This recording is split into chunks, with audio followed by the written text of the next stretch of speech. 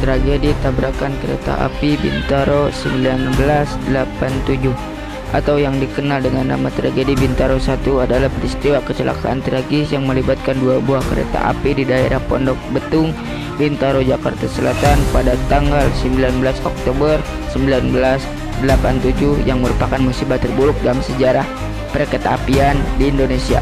Peristiwa ini juga menyita perhatian publik dunia. Proses evakuasi setelah kejadian bagaimana diliput oleh Kompas. Evakuasi tragedi Bintaro melibatkan bermacam-macam elemen, mulai dari ABBRI, pemadam kebakaran, relawan, dan masyarakat umum. Kereta api Pantas Merak jurusan Tanah Abang Merak yang berangkat dari stasiun Kebayoran KA 220 tabrakan dengan kereta api lokal Rangkas jurusan Rangkas Belitung Jakarta Kota KA 225 yang berangkat dari stasiun Sudimara.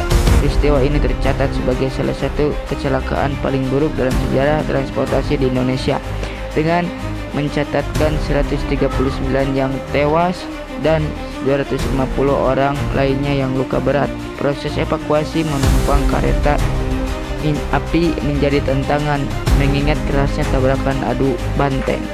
Penyelidikan setelah kejadian menunjuknya adalah kelalaian petugas stasiun Sudimara yang memberikan sinyal amanan bagi kereta api di daerah Rangkas Belitung padahal tidak ada pernyataan aman dari stasiun Kebayoran. Hal ini dilakukan karena adanya jalur yang kosong di stasiun Sudimara. Oleh itu, kedua kereta tersebut adu banteng di tempat dan jalan yang sama.